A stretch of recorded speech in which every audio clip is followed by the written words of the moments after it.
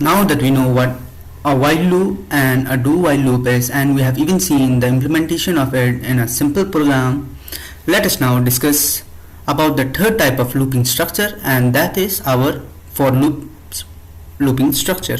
Now the for loop, as the name suggests, is a looping structure that helps to write a program whereby there is some repetition that need to be done by the program itself.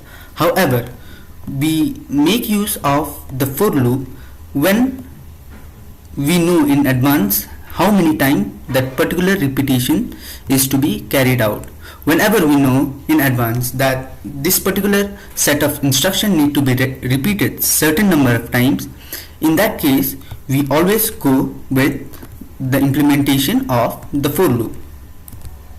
Now this is the syntax which the programmer need to make use of whenever the programmer needs to implement the for looping structure. Looking at the syntax, we can see there is a for keyword followed by an opening and a closing circular bracket, within which we have initialization followed by a semicolon, and then we have the condition, which is again followed by the semicolon, and after that we have an update statement. Let us now see what this 3 parameter does one by one. Now as soon as our machine encounters the for loop, the first thing it does is perform this initialization, and this initialization is performed only once, whereby we declare and initialize a loop control variable based on which we determine how many times the loop is going to get executed, and this particular steps ends with a semicolon. Once the initialization for the loop control variable is carried, next thing that is to be done is the evaluation of this boolean expression, whereby this particular boolean expression, or we can say the condition, is evaluated, and if this particular condition evaluates to true, in that case the flow of execution or the flow of control enters the for block, where all the statements present within this block gets executed. Once all the statements gets executed, the flow of control goes and update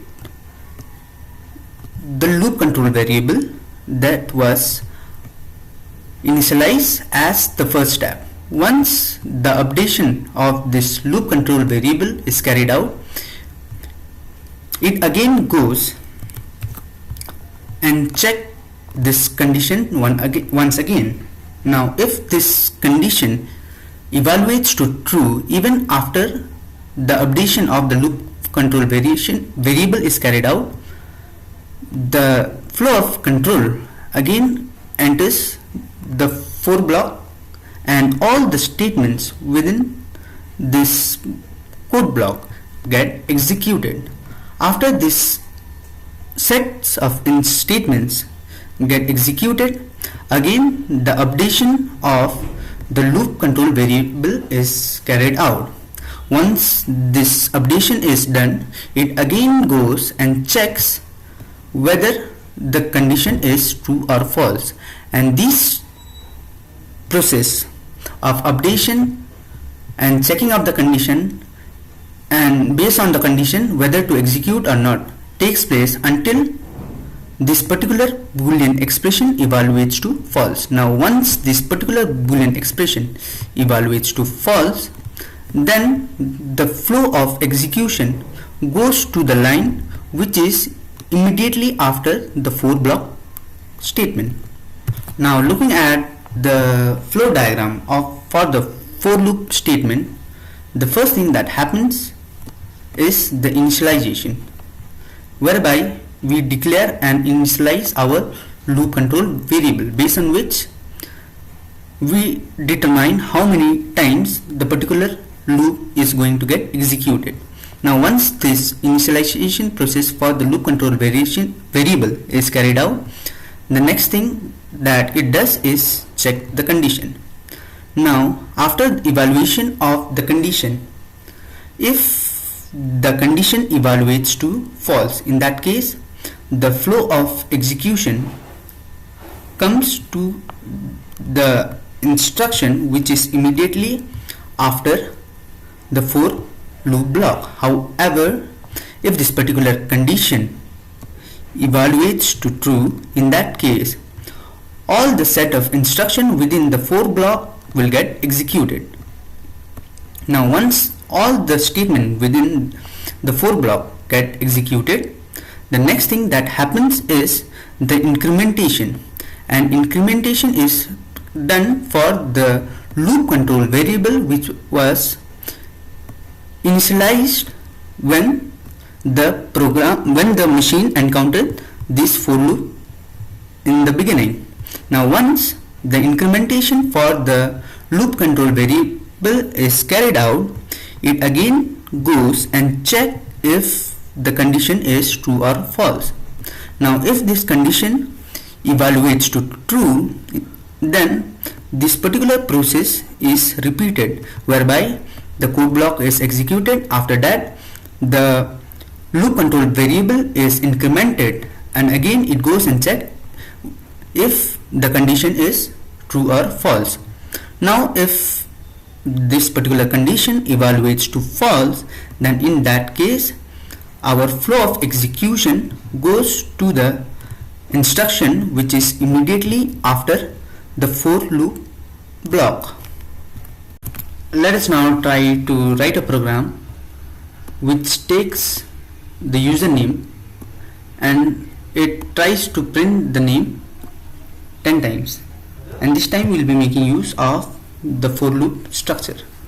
Since we need to interact with the user via the keyboard, in order to take the user's name, we will be needing the scanner class. So make sure you import this particular line, and after that you need to declare a scanner object which can be of any name. I have made use of the SC as my scanner object name. After that we need to prompt the user to enter the name. So let's change this message to a message saying enter your name. And since we will be getting the username and that will be of integer data, the string data type, let's change this to a string data type, and let's change even the variable name to something meaningful such as the name, and the method to the next line, since we are expecting string from the user. We don't need this line of statements, nor do we need this set of quotes. For the next thing that we need whenever we try to make use of the for loop are three parameters, and those are our initialization, and then comes the decision, and then comes the updation. So let us try to create a loop control variable. I'm going ahead with an integer variable by the name controller, since it will be controlling our loop execution, and I'm initializing it to a value of 0. And since I want my loop to print the username 10 times, let us give a condition, and TROLLER controller less than 10. The reason why I have not made use of less than equal to 10 is because I have initialized my controller as 0. So from 0 to 9 it's 10 times. So if you are making use of 1, you can go ahead and make use of controller less than or equal to 10. And after that we need to update our controller, for which I'll be writing an updating instruction.